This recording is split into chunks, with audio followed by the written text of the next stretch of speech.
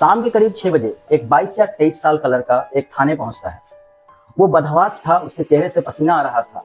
वो काफी टेंशन में था। ऐसा लग रहा था कि उसके साथ कुछ छीन छोड़ हुआ हो या मारपीट हुआ हो या किसी तरह का दुर्व्यवहार उसके साथ हुआ हो। वो काफी टेंशन में होता है और दौड़ के जाके थाने के एक बेंच पे जाके बैठ जाता है।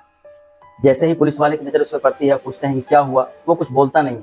फिर दोबारा जब पुलिस वाले उससे पूछते हैं कि क्या हुआ, तो वो एक गिलास पानी की डिमांड करता है। पुलिस वाले एक गिलास पानी लाके उसको देते हैं।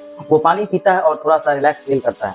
उसके बाद जब पुलिस वाले से पूछते हैं कि क्या हुआ, तब वो एक जानकारी देता है। जो वो जानकारी सुन के पुलिस वाले को पैरों तले से जमीन फिसल जाती है। दरअसल पुलिस वाले जिस चीज का तलाश पिछले 2 दिनों से कर रहे थे, अचानक ही उस चीज का खुलासा उसके सामने होता है।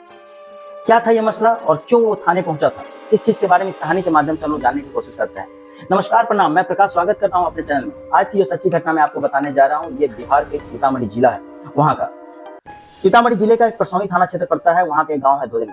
सीतामढ़ी सीतामढ़ी जहां कुछ दिन पहले अमित शाह जी आए हुए थे, जहां पे सीता माता का मंदिर है, उसका शिलान्यास हुआ।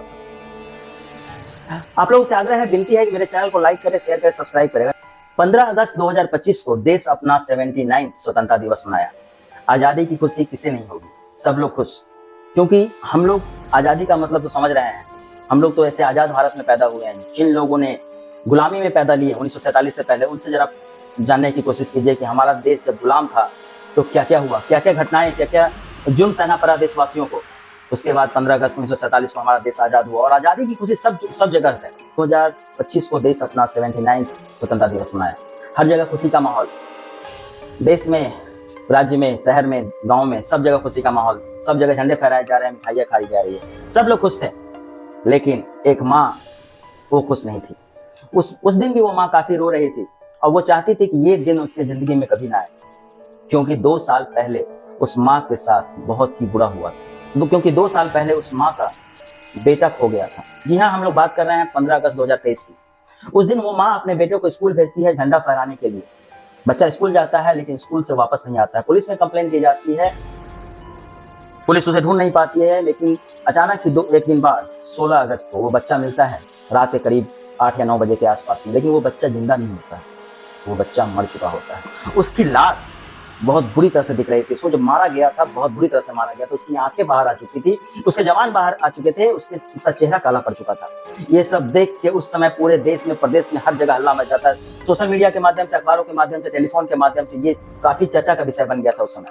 15 अगस्त 2023 को परसौनी से सटे लगभग 3 किलोमीटर दूर एक गाँव धोदनी, जो कि सीतामढ़ी जाने के रास्ते में पड़ता है, उस गाँव का एक बच्चा आदर्श, 7 साल का बच्चा, जो कि परसौनी के ही किसी निजी स्कूल में पढ़ाई करता था। वो डेली स्कूल जाता था, डेली स्कूल आता था। 15 अगस्त 2023 को वो काफी खुश था, क्योंकि झंडा फहराने का दिन था। बच्चा तो काफी खुश होता है। वो तैयार वार होके एक हाथ में झंडा लिए अपनी माँ के साथ रोड पे आता है, जहां से वो गाड़ी वाला आता है, गाड़ी में बिठा के जाता है स्कूल की जहां गाड़ियां आती है। माँ उसे उस गाड़ी में बिठा देती है और वो बच्चा स्कूल चला जाता है। माँ इधर अपने काम में लग जाती है। स्कूल पहुंच के वो झंडा फहराता है, मिठाइयाँ खाता है, सांस्कृतिक प्रोग्राम होता है, वो देखता है। माँ इधर लगभग पूरा काम निपटा के अपने बच्चे का इंतजार कर रही थी। गाड़ी आती है स्कूल की, सारे बच्चे उतरते हैं, लेकिन उसका बच्चा नहीं उतरता। तो वो ड्राइवर से पूछती है कि मेरा बच्चा कहाँ रहेगा। वो ड्राइवर के पास कोई जवाब नहीं होता। ड्राइवर कहता है कि शायद प्रोग्राम देख रहा होगा या फिर अगली गाड़ी से आ सकता है, शायद स्कूल गाड़ी में चढ़ा ही नहीं। तो इस बात से थोड़ी सी माँ कंफ्यूज हो जाती है, थोड़ा सा परेशान हो जाती है। लेकिन फिर सोचती है कि हो सकता है कि किसी दूसरी गाड़ी से आ जाए, आज 15 अगस्त का दिन है। फिर थोड़ी देर बाद दूसरी गाड़ी आती है, दूसरी गाड़ी में भी बच्चा नहीं होता है। अब माँ काफी परेशान हो जाती है। परेशान होकर लोगों से पूछताछ करती है, इसके दोस्तों से पूछताछ करना स्टार्ट करती है कि मेरा बच्चा का आदर्श कहाँ रहेगा। उसके दोस्तों के पास भी कोई जवाब नहीं होता है। वो बोलते नहीं मालूम, स्कूल में तो था, फिर पता नहीं क्या हो गया, कहाँ चला गया। अब ये माँ काफी परेशान हो जाती है। वो अपने पति को फोन लगाती है। उसके पति दिल्ली में कोई काम कर रहे थे। वहां फोन लगाती है तो उसके पति वहां जवाब देते हैं, परेशान होने की जरूरत नहीं है, मैं फोन लगा के पूछवाता हूँ, किसी को भेजता हूँ, स्कूल में जाके देखेगा। उसकी माँ थोड़ी निश्चिंत हो जाती है और इधर इसके पति जो है वो फोन लगाते हैं अपने दोस्तों को कि जाकर थोड़ा देखो आदर्श घर नहीं आया, सारे बच्चे घर आ गए। उसके दोस्त तत्काल वहाँ स्कूल में पहुंचते हैं। स्कूल में जाकर देखते हैं तो लगभग प्रोग्राम खत्म हो चुका था, कुछ बच्चे बचे हुए थे और बच्चे घर जा चुके थे। लेकिन आदर्श वहाँ पे नहीं था। स्कूल के टीचर से जब पूछा जाता है तो स्कूल के टीचर के पास भी कोई ढंग का जवाब नहीं होता है। जब पूछा जाता है कहाँ है तो स्कूल के टीचर भी नहीं बता पाते हैं, वो बोलते हैं चला गया होगा। फिर ड्राइवर से पूछा जाता है, स्कूल के टीचर ड्राइवर को फोन लगा के पूछते हैं, दोनों ड्राइवर के पास कोई जवाब नहीं। अब इस मामले की गंभीरता को देखते हुए इन लोगों का टेंशन काफी बढ़ जाता है। इनकी माँ का रो रो के बुरा हाल होने लगता है। फिर इनके पति को फोन किया जाता है तो वो पति कहते हैं कि अब क्या करें। तो वहीं से वो सलाह देते हैं कि क्यों ना तुम लोग जाओ पुलिस स्टेशन में कंप्लेंट करो। तब यहाँ के लोग जाके, इसके जो दोस्त लोग होते हैं, पुलिस में पहुंचते हैं। पुलिस में जाके पूरी बात बताया जाता है और ये सारी की सारी बातें बताने के बाद पुलिस तत्काल तुरंत प्रभाव में आ जाती है, तुरंत वो एक्शन लेना स्टार्ट कर देती है, क्योंकि बच्चे का मामला था, वो भी 7 साल के बच्चे का मामला। एक मिसिंग कंप्लेंट दर्ज किया जाता है। उसके बाद पुलिस अपनी जांच की शुरुआत इस स्कूल से ही करती है। जब स्कूल में पहुंचती है तो सारा का उस समय पूरा प्रोग्राम खत्म हो चुका था। पुलिस जब वहाँ के टीचर से बातचीत करना स्टार्ट करती है तो टीचर के पास भी कोई जवाब नहीं होता है, वो भी परेशान होने लगते हैं। टीचर कहते हैं कि हम लोग ढूंढने की कोशिश कर रहे हैं, क्योंकि उनके फैमिली के सदस्य आए हुए थे, लेकिन बच्चा नहीं मिल रहा है। तब ड्राइवर को बुलाया जाता है। जब पुलिस ड्राइवर से बातचीत करती है तो ड्राइवर के पास कोई सटीक जानकारी नहीं, क्योंकि वो एक ड्राइवर बोल रहा था कि अगला गाड़ी में चला गया होगा, दूसरा बोल रहा था कि पिछला गाड़ी में चला गया होगा।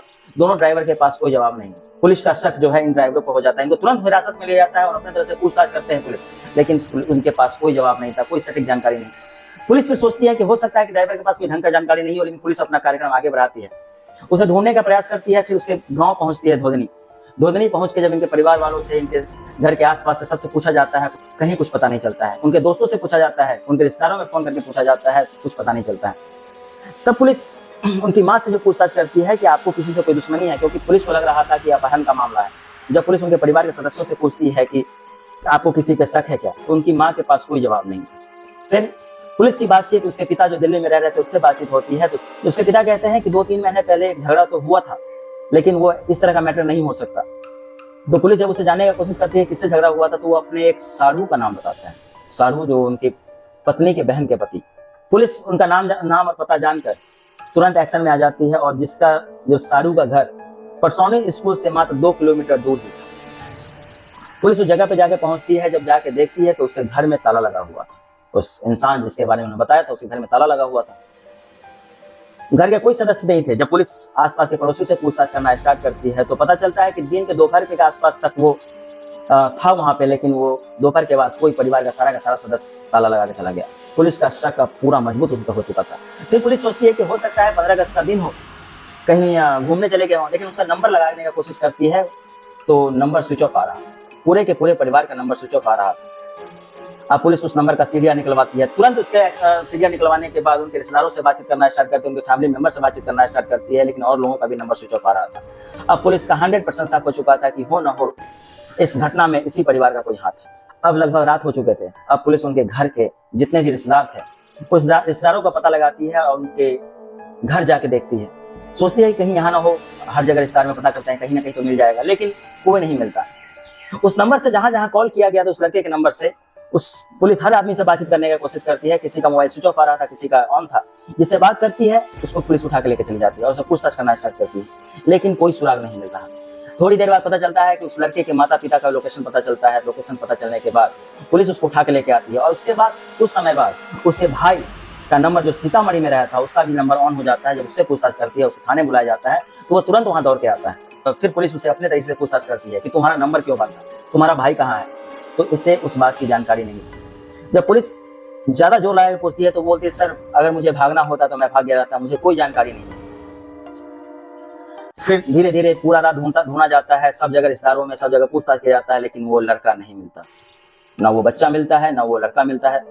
पुलिस इन लोगों से रात भर अच्छे से पूछताछ करती है अपने तरीके से, उसके माता पिता उसके भाई से बहुत तरीके से जब पूछताछ करती है। इस बात का पता एक आदमी को चलता है। अगले दिन शाम के समय 6 बजे एक बदहवास लड़का थाने में पहुंचता है दौड़ के, जिसको माथे से पसीना टपक रहा था। वो काफी कपड़े फटे हुए थे, काफी टेंशन में था। वो आके थाने के बेंच पर बैठ जाता है और जाके एक गिलास पानी की डिमांड करता है। पुलिस उसे पानी पिलाती है। पानी पिलाने के बाद जब उसे पूछा जाता है क्या मामला है, क्या मसला है, तब वो कहता है कि मैं ही वो लड़का हूँ जिसको आप ढूंढ रहे हैं। पुलिस इतना सुनती है उनके पैरों तले जमीन खिसक जाता है। पुलिस सीधा पूछती है कि वो बच्चा कहाँ है। तब वो जवाब देता है कि जी सर वो बच्चा मेरे पास है, वो मेरी गलती थी, मैंने उस बच्चे को उठाया था, आप मेरे घर वालों को छोड़ दीजिए। पुलिस कहती है कि पहले वो बच्चा बताओ, बच्चा कहाँ है, जिसको कल से हम लोग ढूंढ रहे हैं, इतना ढूंढने का प्रयास कर रहे हैं, वो बच्चा कहाँ है। जब वो इस बात का जवाब देता है तो पुलिस सन्न रह जाती है। पुलिस भौचक्का रह जाती है। जितने भी सुनने वाले लोग थे वो सुन के टेंशन में आ जाते हैं। दरअसल उसने उस बच्चे को मार दिया। वो कहता है कि मैंने उस बच्चे को मार दिया। ऐसा पूछताछ करते करते रात के करीब 8 बज जाते हैं। जब पुलिस पूछती है कि वो बच्चा कहाँ है, उसका लाश कहाँ है, तब उसे वो रात के समय एक जगह बताया जाता है, वहां ले जाता है। उस बच्चे का लाश उसने परसौनी से लगभग 3 किलोमीटर दूर शिवहर जिला पड़ता है, वहां से लगभग 5 किलोमीटर पहले एक डुब्बा घाट है। परसौनी से 3 किलोमीटर और शिवहर से 5-6 किलोमीटर दूर एक डुब्बा घाट है, जहाँ पर एक मशहूर मंदिर है थोड़ा सा आगे, देकुली धाम, देकुली मंदिर। डुब्बा घाट से पहले दाहिनी तरफ एक जंगल में रास्ता जाता है, वहां पे उसने बच्चे को मार के रखा था। पुलिस वहां उसके साथ पहुंचती है। रात का समय लगभग 10 बज चुके थे। पूरा बारिश का महीना, कीचड़ कीचड़, मट्टी लग रहा था। वो लगभग 1 किलोमीटर दूर जंगल में जाने के बाद वो बताता है कि बच्चा उधर है। टॉर्च की रोशनी में जब बच्चे को देखा जाता है तो पैर ऊपर की तरफ, सर नीचे की तरफ, स्कूल ड्रेस पहने हुआ एक लड़का, जिसको निकाला जाता है। निकालने के बाद उसकी आंखें बाहर होती है, उसके जवान बाहर होता है, पूरा कीचड़ लगा हुआ था, उसको धोया जाता है। बच्चे की सांसें नहीं चली, बच्चा तो मर चुका था। पुलिस अब करे तो क्या करे, इतना गुस्सा इस पे आ रहा था, जो भी देख रहा था उस चीज को, उस पे बहुत गुस्सा आ रहा था। आखिरकार इसने बच्चे को मारा। पुलिस ने अभी तक उसके फैमिली को खबर नहीं की थी। ये बात पुलिस अपने सीनियर अधिकारियों को बताती है। वहां से 2-4 गाड़ी पुलिस और भेजा जाता है। एक टीम पुलिस बच्चे को लेके पोस्टमार्टम के लिए भेजती है, दूसरी टीम इसको लेके थाने में आती है। जब बच्चे को पोस्टमार्टम के लिए लेके वहां पहुंचते हैं सीतामढ़ी, तब उसके फैमिली को खबर किया जाता है कि आप सीतामढ़ी के हॉस्पिटल में आइए। उसकी माँ को लग रहा था कि हो ना हो कहीं बच्चे को चोट पहुंचाया गया हो, लेकिन जब उसकी फैमिली वहां पहुंचती है तब उसको खबर दिया जाता है कि अब आपका बच्चा इस दुनिया में नहीं रहा। जिसपे आपके पति को शक था, उसी ने उस बच्चे को मारा। अब ये सुन के उसकी माँ का पूरा हालत खराब हो जाता है, वो बेहोश हो जाती है। उससे अजीब तरह के दौरे पड़ने लगते हैं, क्योंकि इकलौता भाई था वो। उस फैमिली के, उस माँ को कोई दूसरा बच्चा नहीं था। वो रो रो के बहुत बुरा हाल हो जाता है उनका। सब लोग रोने लगते हैं। जब उनके आंसू देख के अगल बगल के दूसरे लोग भी होते हैं, उनके आंखों से भी आंसू आ जाते हैं। और बच्चे का शकल जब देखने के बाद सबके पैरों तले से जमीन खिसक जाती है।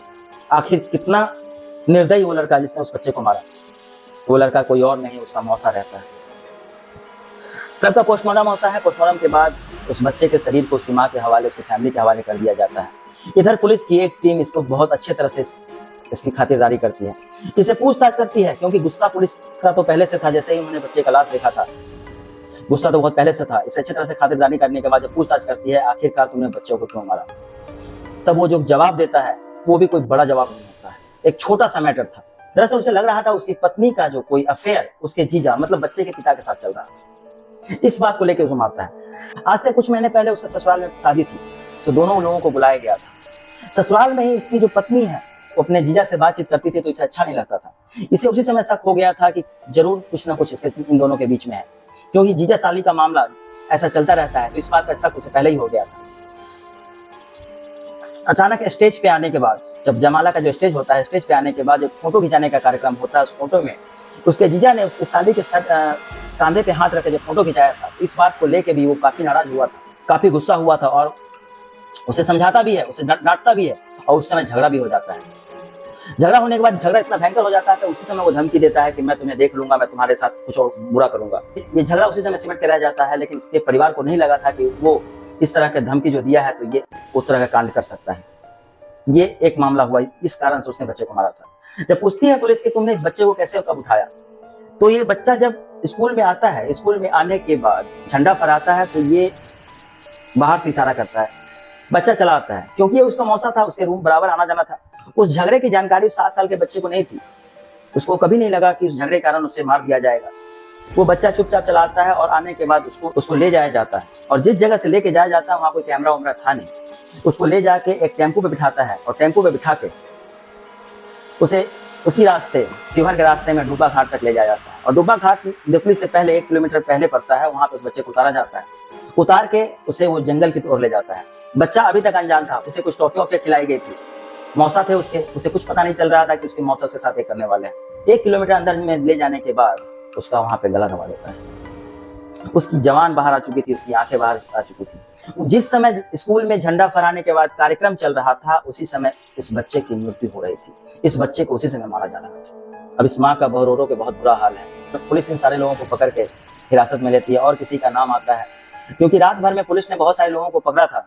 जिसका कनेक्शन नहीं था उसे छोड़ दिया जाता है, और इसके मम्मी को, पापा को, सबको पकड़ा जाता है। क्योंकि मम्मी और पापा को, जब इसके परिवार के जो सदस्य लोग गायब हुए थे, क्योंकि जब वो ये कांड करके आता है, जो मार के आता है, तो अपने परिवार के सब लोगों को बता देता है। बस उसकी पत्नी अनजान रहती है। ये सारा बात अपने माता पिता को बता देता है, इसलिए इसके माता पिता वहां से भाग चुके होते हैं, क्योंकि गलती इसकी थी। अब इस पे मुकदमा होता है, मुकदमा दायर किया जाता है, लेकिन उनके जो फैमिली के लोग होते हैं उनको छोड़ दिया जाता है क्योंकि उसने सिर्फ साक्ष्य छुपाया था। कुछ महीने बाद उसकी जमानत हो जाती है उनके फैमिली के लोग के, लेकिन ये अभी तक जेल में है। ये घटना बहुत ही उस समय की दर्दनाक घटना थी। इस कहानी से हम लोग को सीख मिलती है कि हम लोग को सतर्क रहने की जरूरत है। झगड़ा झंझट अगर कोई धमकी देता है तो इस धमकी को सीरियसली लेना चाहिए। कभी कभी ऐसा बात होता है। आज के लिए बस इतना ही। अभी के लिए नमस्कार, प्रणाम। मेरे चैनल को लाइक करें, शेयर करें, सब्सक्राइब करें। ये सीतामढ़ी बिहार की घटना है, परसौनी थाना क्षेत्र का 2025 का घटना है। जय हिंद।